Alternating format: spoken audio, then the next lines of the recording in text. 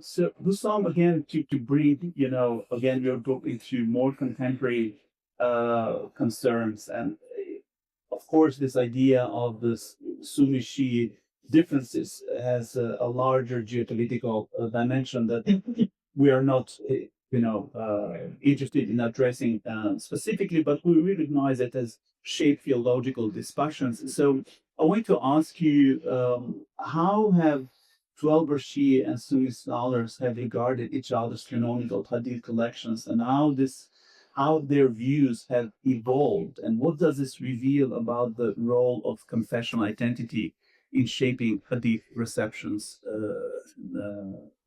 today? Okay. In the chapter about the criticism against the Bukhari and the Fulani, I tried to divide the criticism into aspects. The first one is the internal confessional criticism against the Bukhari from within the Sunni tradition, and on the other hand, against the Fulani from within the Shia tradition. And the second part is the external confessional criticism. It's the Sunni criticism against Al-Kulaini and the Shia criticism against Al-Bukhari. And if we compare the two positions against the scholars and their hadith collections, we find that the criticism from the beginning was confessional or had confessional basics. For example, the criticism against Al-Bukhari from the Shia side, they criticize Al-Bukhari that he believed in the creation of the Quran.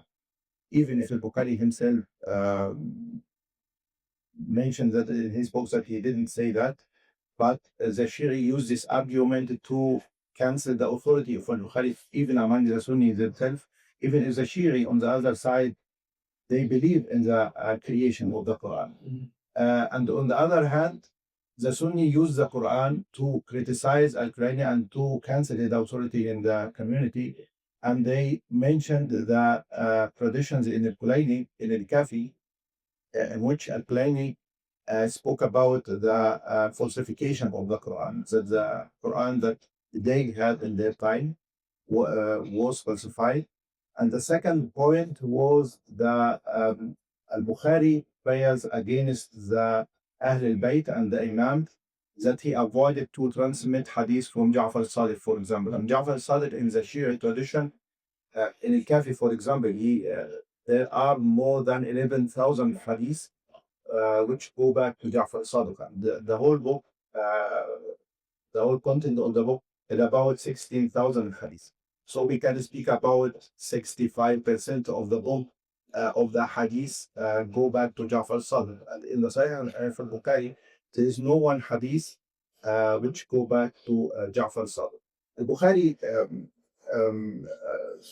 defended himself in this point because in his book, Tarikh al-Kabir, he just used the argument of his teachers that the disciples of Ja'far al-Sadiq were not reliable. So in his time, he can't trust the traditions of the disciples of Ja'far al-Sadiq. And there are so many Sunni scholars who try to defend al-Bukhari in this point, but I found that their arguments are not sufficient for this point, because if we speak about Ja'far al-Sadiq, Roman figure, 2nd century, was a well-known scholar among the Sunni and the Shia. Therefore, it's a very important question. Why Al-Bukhari avoided transmit hadith from Ja'far al-Sadiq? The Shia used this argument to serve Ja'far that he was against. There are another arguments from them that he didn't spoke about the fada'il of Ahl-Bayt, the virtues of Ahl-Bayt, and so on. On the other side, the modern Sunni scholars stayed long distance from this theological criticism against Al-Qurani and tried to criticize Al-Qurani in his methodology of hadith transmission. But I found that this methodology and criticism of the hadith in Al-Qurani is not, I can say it's not scientific, but we can't judge the other tradition without and on the other side, Shia can't judge our tradition their methodology, because we speak about two different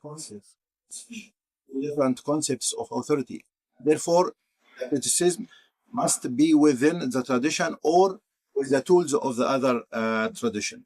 And I found that this chapter about the criticism, the external and the internal criticism, this confessional idea, the scholars played a very big role in their criticism, because that was the main point.